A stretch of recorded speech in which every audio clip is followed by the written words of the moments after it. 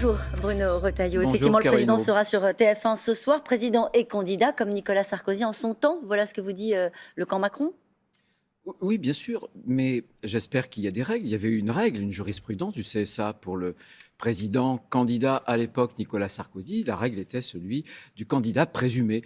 Qui peut croire, franchement, qui peut croire qu'un bilan, ça n'est pas un acte de campagne? J'espère qu'on n'est pas encore au temps de l'ORTF. J'espère qu'il y a des règles d'équité, des règles de Donc qu'est-ce que vous demandez? Je demande l'application de ces règles. Rien de plus, rien de moins. Ce qui était imposé à Nicolas Sarkozy à l'époque doit être aujourd'hui imposé à Emmanuel Macron. Le qui n'est décompte pas, du temps de parole? Bien sûr, c'est le décompte du temps de parole. Marquez qu'il y a des choses qui me choquent plus que le décompte du temps de parole. Ce sont les comptes du candidat. Ce sera la campagne électorale la plus chère de la Ve République. Pourquoi vous dites ça? Depuis des mois, le Sénat, nous avons établi un décompte des annonces et des chèques en bois fait par le gouvernement Emmanuel Macron. On en est à près de 30 milliards. 30 milliards, c'est chaque semaine. Qui n'ont rien à voir, bien sûr, avec les dépenses anti-Covid. Non, ce sont des annonces qui ont pour objectif de préparer l'élection, la campagne électorale de M. Emmanuel Macron. Pour terminer sur cette émission de télé, est-ce que vous demandez que Valérie Pécresse fasse le même format de cette émission Je sur demande TF1? l'équité. Je demande rien de plus, rien de moins. Je veux, puisqu'on est dans une démocratie, un état de droit, je veux que les règles soient respectées. Qu'est-ce qui justifierait qu'on n'applique pas à M. Macron les règles qu'hier, il y a 10 ans, on a appliquées à Nicolas Sarkozy? C'est tout. Je demande l'équité. Il va sans doute être question du bilan, on va en parler dans un instant, mais il va peut-être être question de la personnalité d'Emmanuel Macron. C'est ce que nous a dit hier, il était assis ici même à votre place, Christophe Castaner, parce que visiblement, les Français le connaissent mal. On se trompe sur qui il est. Est-ce que vous avez encore des interrogations sur la personnalité d'Emmanuel Macron? Non, Bon. non, je crois qu'il est parfaitement conforme à celui que j'avais senti pendant la campagne présidentielle. C'est-à-dire égotique. Il a recentralisé les pouvoirs comme jamais. Lui-même s'était défini comme Jupiter. Jupiter au sommet de l'Olympe. Je crois qu'on a atteint un point extraordinairement important dans cette hyper-centralisation, dans ce parisianisme. Il gouverne avec quelques hommes simplement. Il gouverne à l'ombre, par exemple, sur la crise des conseils de défense qui sont totalement secret défense. Donc tout ça est opaque en négligeant les corps intermédiaires. C'est ce qui a abouti d'ailleurs à la révolte des Gilets jaunes. Il a profondément diviser la société française pour une seule raison, le en même temps. Le en même temps est un double langage. Et quand vous dites quelque chose à un segment de l'électorat pour dire l'inverse le lendemain, parce que c'est un autre segment de l'électorat et que vous voulez servir aux gens simplement ce qu'ils souhaitent entendre, vous vous contredisez et vous affaiblissez la crédibilité de la parole publique. Vous avez évoqué la question du bilan, il en sera sans doute question largement ce soir. Qu'est-ce que vous mettez dans la colonne crédit quand même, Bruno Retailleau? Un bilan est jamais noir. Bien sûr, il y a eu un certain nombre de petites avancées. Je pense par exemple à l'assurance chômage. Mais la question que vont devoir se poser les Français dans quelques mois, dans 4 mois, parce qu'ils devront voter, ça sera un acte grave. Est-ce que la France aujourd'hui va mieux qu'hier? Est-ce qu'eux-mêmes sont plus protégés? Regardez, l'insécurité a explosé. Depuis 2017, plus 18% pour les actes de violence, par exemple. Est-ce que l'immigration a régressé? Non. On est le seul pays européen à avoir élargi les conditions, par exemple, du regroupement familial. Est-ce qu'ils sont mieux soignés? Il y a, et je le sais bien, moi, en province, il y a près de 7 millions de Français qui n'ont plus de médecins traitants parce qu'il y a les déserts médicaux. On pourra peut-être parler de l'hôpital. Moi, j'ai été stupéfié par... Vous savez qu'on a lancé une commission d'enquête au Sénat sur l'hôpital. Il y a des grands services qui sont au bord de la fermeture, mais pas dans la profondeur de nos territoires. À Paris. Et on va en parler de l'hôpital puisqu'on viendra sur naturellement la gestion de la crise sanitaire. Les proches d'Emmanuel Macron ont choisi de chercher les mots, peut-être les ont-ils trouvés, en tout cas de cibler Valérie Pécresse. Elle a la fébrilité comme moteur et l'hypocrisie comme carburant. C'est du mauvais Macron, du méchant Ciotti, dit ce matin à Clément Beaune dans Le Figaro. Cette campagne se transforme en duel. En tout cas, cette fébrilité du camp macronien est une bonne nouvelle pour nous. Ça montre Vous y voyez de la fébrilité ou de la combativité? Bien sûr. Franchement, tout ce qui est excessif dénote une faiblesse, dénote une insignifiance. Et je crois que Valérie Pécresse, elle a aussi bondi dans les sondages, code de popularité, elle se place désormais devant Nicolas Sarkozy. Attention, les sondages ne sont Devant pas Nicolas les Sarkozy? suffrages. Oui, dans un dernier sondage d'hier sur la cote de popularité. Simplement, je pense qu'il n'avait pas du tout anticipé et qu'elle est sur une ligne de droite, il faut qu'elle y reste. Mais elle a aussi cette modernité, cette féminité qui est un vrai atout. Et je Pourquoi vous pense dites qu'il faut qu'elle y reste? Vous avez des doutes sur le fait qu'elle ait vraiment envie d'y rester pendant toute la durée de la campagne, au moment où il va falloir rassembler le plus grand nombre? Vous avez des doutes? Je pense qu'aujourd'hui, jamais la France n'était autant à droite. Je pense qu'il y a beaucoup d'hostilité vis-à-vis de la politique d'Emmanuel Macron.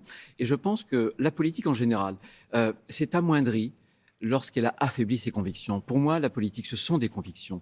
Et je pense que la campagne qu'elle a faite en primaire, il faut désormais qu'elle tienne ce cap-là. Elle C'est parlait à important. son camp, Bruno Retailleau. Il faut qu'elle parle au Français, elle ne peut pas garder les mêmes mots, si? Mais bien sûr, mais regardez ce qui se passe dans les sondages, qui vont bien au-delà de son camp. Je pense qu'elle doit garder cette ligne-là. Encore une fois, jamais les Français n'ont autant voulu des solutions de droite, pas des solutions de gauche. On le voit bien, là aussi, dans toutes les enquêtes d'opinion. Et je pense que cette notion de conviction, elle est essentielle. Ma Ça famille sonne politique, un peu comme un avertissement. Je me trompe? pas du tout, pas du tout. Bon. Elle n'a pas du tout besoin d'être avertie. Je lui fais totalement confiance. Et pour toutes celles et ceux qui veulent tourner la page Macron, elle sera la carte maîtresse. Elle sera la carte maîtresse. Parce que d'autres candidatures n'auront pour objet que de perpétrer, finalement, de perpétuer le système Macron. Est-ce que vous êtes totalement, Bruno Retailleau, raccord avec Valérie Pécresse sur la question des valeurs? Oui, bien sûr, bien sûr. Pourquoi je vous pose Elle a cette des question? valeurs, Parce que elle a des valeurs de droite. Et on a chacun une sensibilité. Mais je pense qu'on est très proches, oui. vous êtes opposé à une loi qui interdit, qui pénalise les thérapies de conversion. Alors, ces thérapies de conversion, ça consiste à convertir les homosexuels LGBT à l'hétérosexualité. Il y a une vingtaine de sénateurs qui se sont opposés à cette pénalisation, cette interdiction. D'ailleurs, Franck Louvrier, le maire de La Baule, condamne votre position, estime que ce sont des sujets très sensibles sur lesquels on ne peut pas avoir d'ambiguïté. Alors, ça me permet d'être très clair et précisément de lever l'ambiguïté. Moi, je suis contre les thérapies de conversion pour, par exemple, faire en sorte que les homosexuels changent leur orientation sexuelle. La preuve, c'est que nous avons voté avec ces sénateurs-là pour les articles qui condamnent de façon claire et nette. Donc les choses sont claires. Pourquoi est-ce que j'ai voté contre le texte? Tout simplement parce que dans ce texte, il y a aussi d'autres choses. C'est l'identité de genre, qui est une idéologie qui nous vient des États-Unis, où il y aura une fluidité entre finalement les sexes. On ne reconnaît plus de sexe, mais un genre. Et surtout, où on pourrait, ça se fait dans certains pays, obliger des mineurs finalement les accompagner à changer de sexe. Ça ne se fait pas du tout en France, vous le savez. Je sais, mais nous voulions protéger d'abord les mineurs contre ce genre de dérive et contre l'identité de genre qui est une idéologie. Donc, l'identité de genre, c'est aussi une façon de lutter contre les inégalités entre les femmes et les hommes. Non, c'est autre chose. C'est une façon de lutter contre les Regardez stéréotypes. la Suède, regardez des pays scandinaves qui ont encouragé les transitions de genre et qui désormais reviennent en arrière. Écoutez, pour un mineur, faire en sorte, parce qu'il peut y avoir un trouble, une personnalité qui ne soit pas définie, mais prendre des hormones et puis parfois des opérations qui sont parfois irréversibles, c'est terrible. Donc, Bruno Retailleau, est-ce que vous avez connaissance d'opérations de chirurgie génitale pratiquées sur des mineurs transgenres en France? Dans d'autres pays, oui. Et il s'agit de prévenir, parce qu'on voit très bien ce qui se passe, les dérives qui viennent d'autres pays s'implantent ensuite en France. Donc, quand on a une loi, on ne doit pas faire une loi en fonction de cas particuliers, on doit la faire en fonction de principes. Donc, je résume. Je suis absolument contre les stratégies, les thérapeutiques de conversion pour faire changer l'orientation sexuelle. Ce sera peut-être plus simple de voter du coup ce texte-là pour éviter les ambiguïtés et éviter que les gens on vote un article. À ce moment-là, on vote l'article qui concerne ces dispositions. Ce que nous avons fait. Mais moi, j'ai des convictions. Je lutte contre cette notion d'identité de genre qui nous vient des États-Unis, qui vise à tout mélanger, qui vise à dire que finalement, la nature, c'est rien du tout. On peut se réinventer en permanence. Et je pense que ça produit de gros dégâts dans des pays scandinaves qui sont en train de faire marche arrière. 2 questions rapides. Est-ce que vous voulez, comme Éric Zemmour, chasser des écoles les lobbies LGBT? Je ne veux pas que l'école soit le lieu du militantisme. Pas plus LGBT que n'importe quel lieu de militantisme. Donc la réponse est oui. L'école est un sanctuaire qui doit exclure tout militantisme, de quelque nature que ce soit, LGBT, mais aussi politique ou syndical. La représentation et la promotion de l'homosexualité est bannie dans les écoles auprès des mineurs en Hongrie. Est-ce que cette mesure vous choque? Non, mais pas de militantisme. Mais on n'est pas en Hongrie, on est en France, bien sûr. Donc, bien sûr, cette mesure vous choque? Bien sûr. Donc, faire la promotion de l'homosexualité dans les écoles françaises, ça ne vous choquerait pas? Non, si, ça me choque, c'est ce que je viens de vous dire. Donc vous êtes Je raccord suis avec Victor Orban?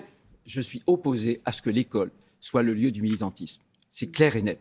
Les parents ne mettent pas leurs enfants à l'école pour que cela soit l'objet de campagne militante. Voilà, c'est tout. L'école doit être sanctuarisée. Voilà. On vient de parler tout à l'heure de l'école, où on a un affaiblissement du niveau. Consacrons l'école à ce qu'elle a été donnée pour faire, c'est-à-dire des compétences fondamentales, lire, écrire, compter. Ce sera déjà très bien, sans vouloir influencer de jeunes esprits, de jeunes consciences qui sont en construction.